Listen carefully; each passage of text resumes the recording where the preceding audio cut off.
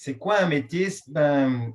C'est quelqu'un qui assume une identité qui n'est pas très facile à porter ici au Québec, parce que ici, comme on le sait tous, l'identité générale de tous va être québécois, québécoise, ou bien canadien, canadienne, ou bien d'une Première Nation clairement définie, ou bien d'un peuple qui a immigré assez récemment, que ce soit italien, grec, chinois ou autre. Mais rarement on va parler des métis parce que cette identité ici est encore un peu mal, je dirais, définie. Il y a beaucoup d'opposition et d'incompréhension par rapport à cette identité-là, alors que pourtant, grand nombre probablement de Québécoises et Québécois sont d'origine mixte. Même si les origines ou les métissages sont lointains, parfois ils sont encore très forts, ils ont été transmis de famille en famille. Des fois, ça a sauté des familles, puis ça revient finalement pour une raison qu'on ignore.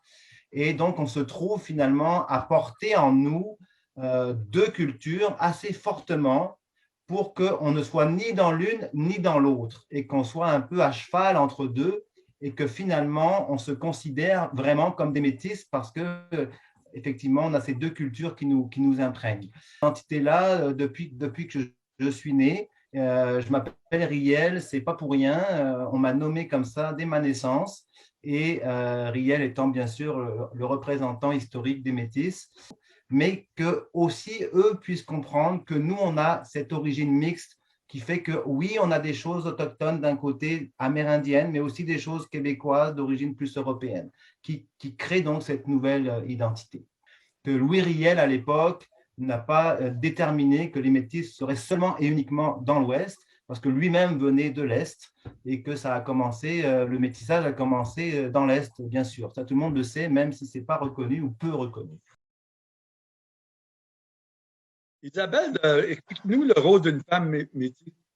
À quoi ça ressemble? Bien, c'est une femme qui est pas gênée de montrer justement qu'elle a des racines autochtones, puis elle va le montrer peut-être de la façon dont elle va se coiffer, la façon dont elle va s'habiller, la façon dont elle va vivre. La plupart des femmes métisses que je connais, là, c'est des sauvageonnes, c'est des femmes de bois. T'es lâche lousse dans une forêt, là, il n'y a pas de problème là. Ils vont suivre leur mari chasseur, ils ont un camp. C'est pas des femmes qui tripent sur le maquillage trop, sont capables de dealer avec les mouches noires. C'est des sauvageonnes, les femmes métisses aujourd'hui. Je joins à cette réflexion-là le fait que l'homme métis, en tout cas pour moi, ça c'est mon approche à moi, puis c'est à travers effectivement ma grand-mère, c'est pas un stéréotype, mais c'est vraiment le cas, et aussi ma tante. Je voyais ma tante depuis que, en tout cas, je l'ai souvent vue et vu des photos d'elle aussi quand je ne la voyais pas, avec deux tresses, un petit bandeau, tout le temps. Elle était connue comme ça. Elle avait deux tresses, puis à l'école déjà, quand elle avait 14-15 ans, elle avait décidé qu'elle porterait les deux tresses, puis c'était ça qui était sa vie finalement. Puis finalement, mon père a un peu suivi le mouvement, et puis bon, moi j'ai une longue tresse derrière ma nuque. Moi je suis connu partout avec mon petit bandeau, là. C'est tout petit de rien du tout, mais c'est un symbole très fort dans ma famille. C'est un symbole qu'on assume notre identité, qu'on assume notre liberté et qu'on l'a choisi. Et on peut changer de couleur, on peut changer de dessin, on peut changer de choses. Et c'est sûr qu'il y a un lien très fort avec les nations autochtones, amérindiennes, et qui en général en ont des plus gros, plus pour des cérémonies, des choses comme ça. Mais moi, je suis connu partout dans mon village, tout le monde me connaît comme ça, j'ai un petit bandeau. Et c'est une façon d'assumer un peu cette culture-là.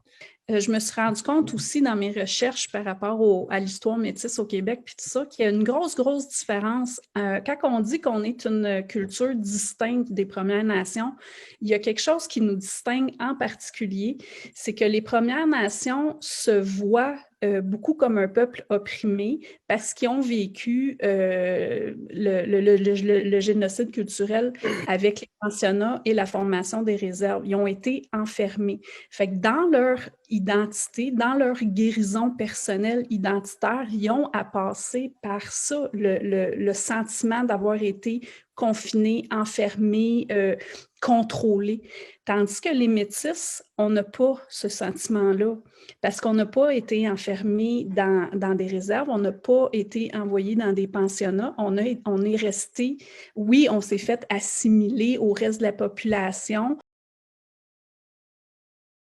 Oui, on s'est fait assimiler au reste de la population en se faisant renier notre identité et en se faisant déclarer Canadien-Français ou Canadien-Anglais. Il y a le côté politique, mais moi, je vous parle, dans la vie de tous les jours, on n'a jamais été enfermé. On a toujours été libre d'aller où on voulait, partout où on voulait. Pas mal, toutes les métis que je connais ne sont pas capables de vivre en ville, là. Il y a une histoire profonde de lien avec la forêt qu'on n'a pas perdu. Puis parce qu'on n'a pas perdu ce lien-là avec le territoire, mais c'est sûr qu'il y a des choses, il y a des coutumes, il y a des rituels, il y a des valeurs, il y a des pratiques, il y a des... en tout cas, il y a toutes sortes de la chasse, la pêche, la trappe, tout ça. Il y a toutes sortes de coutumes familiales qui sont restées dans nos familles puis que plusieurs métis ont ramené justement aux Premières Nations qui avaient été complètement déconnectées du territoire à cause du génocide politique fédéral.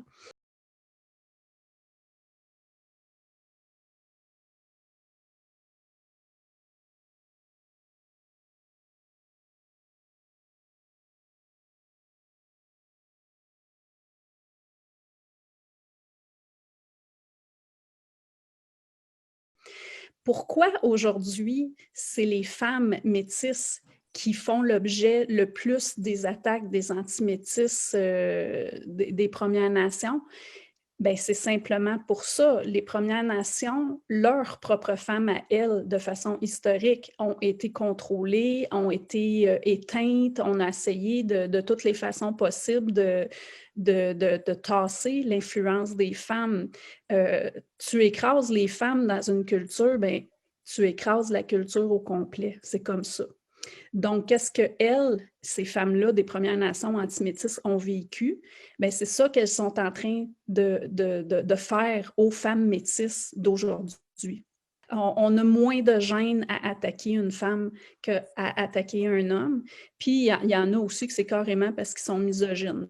La plupart des femmes métisses qui se sont fait attaquer dans les 2 dernières années, qu'est-ce qu'elles ont fait?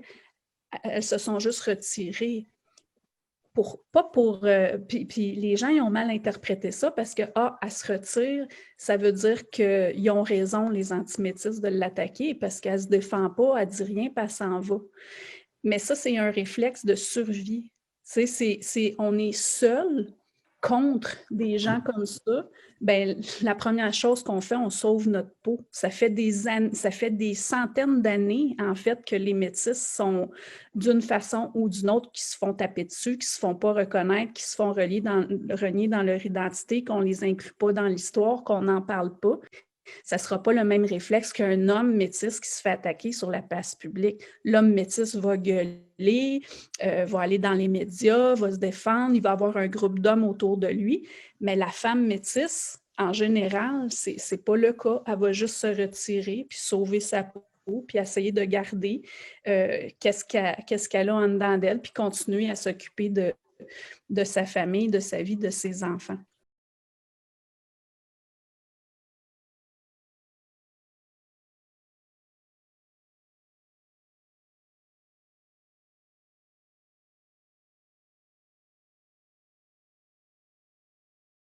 Je trouve que ces gens-là, les gens qui font ça, ces attaques-là, partout au Canada, particulièrement ici au Québec, je pense que même notre amie Isabelle en a été victime aussi, et d'autres l'ont été que je nommerai pas nécessairement. Mais je trouve ça honteux et je trouve ça tellement facile de la part des individus qui sont ethnocentristes, complètement refermés sur eux-mêmes, assez qu'ils vont s'étouffer, ils vont finir par mourir. Même leur culture va finir par mourir s'ils ne sortent pas de cette prison dans laquelle ils se sont enfermés. Je pourrais en revenir aux attaquants, à ceux qui attaquent. Ces gens-là, par exemple, ils s'attaquent moins aux hommes parce que les hommes ont plus tendance à se défendre à se défendre. C'est une question naturelle, comme on disait tantôt. Puis aussi, ils ne s'attaquent surtout pas au groupe. Ils ne s'attaquent pas à la collectivité, ils ne s'attaquent pas à la communauté. Parce qu'ils savent que s'ils en prennent une, ils l'isolent. Ils tapent dessus, ben là, on va avoir gagné un point. C'est trop facile, les boys. Parce qu'on se fait souvent demander, « Ah oui, t'es métisse, de quelle nation? » Puis ça, j'ai tendance à même pas répondre à ça parce que c'est tellement loin dans la compréhension de ce que c'est un métis, parce que leur compréhension à eux, c'est basé sur un nombre de générations.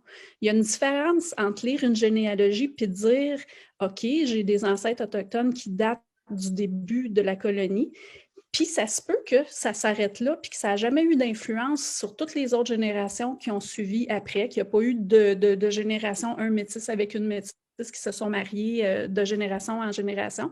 Puis ça se peut au contraire, comme moi dans mes familles, que ça se soit perpétué, puis que ça fait 400 ans qu'il y a du métissage, puis que les métis se marient entre eux, que des clans familiaux métis se marient entre eux. Fait qu'il y a une différence en dire... tu as un ancêtre autochtone il y a 400 ans, puis dire, moi, ma lignée métisse, ça fait depuis 400 ans qu'elle existe.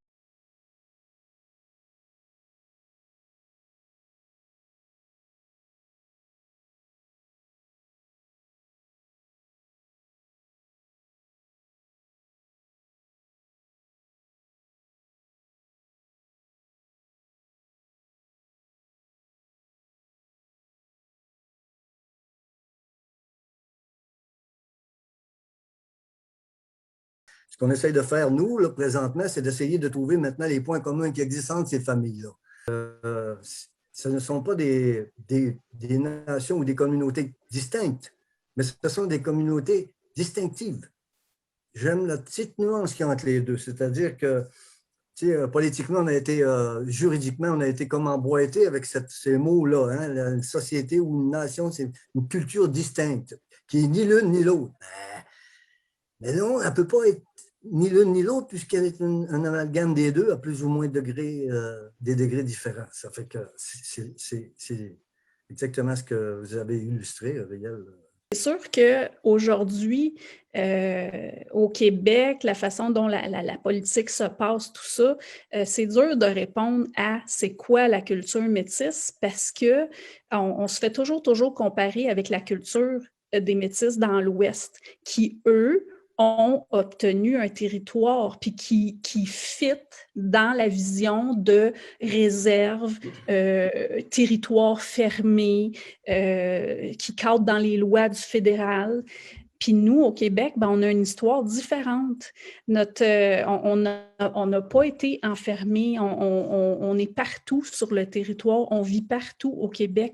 Puis justement, dans mes voyages, dans mes pèlerinages, il y a des régions, je vais en Abitibi, je vais en Beauce, je vais sur la Côte-Nord, je rentre dans des villages, c'est évident que les gens sont métis, c'est évident, c'est des communautés, c'est des villages, ils sont tous cousins entre eux autres, ils se connaissent tous, il y a des villages où je suis allée, ils ont tous les mêmes arrière-grands-parents, toute la gang, tout le village au complet, mais c'est ça qu'il faut casser, là. C'est ça qu'il faut, tu sais, Riel, il parle de stéréotypes, bien ça naît, ça, d'arrêter d'imposer aux Métis de l'Est la même histoire que les Métis dans l'Ouest, la même façon d'exprimer leur métissage avec des costumes puis des chants puis tout ça. Moi, personnellement, là, le violon, là, ça me tape ses nerfs. Ça me tape ses nerfs. Fait que ça fait pas partie, moi, de mon identité métisse pantoute. Je me sauve, moi, quand j'entends ça. J'aime beaucoup, beaucoup mieux entendre des tambours que d'entendre du violon. Puis c'est pas parce que je me sens plus autochtone, Première Nation que européenne. C'est juste une question de préférence.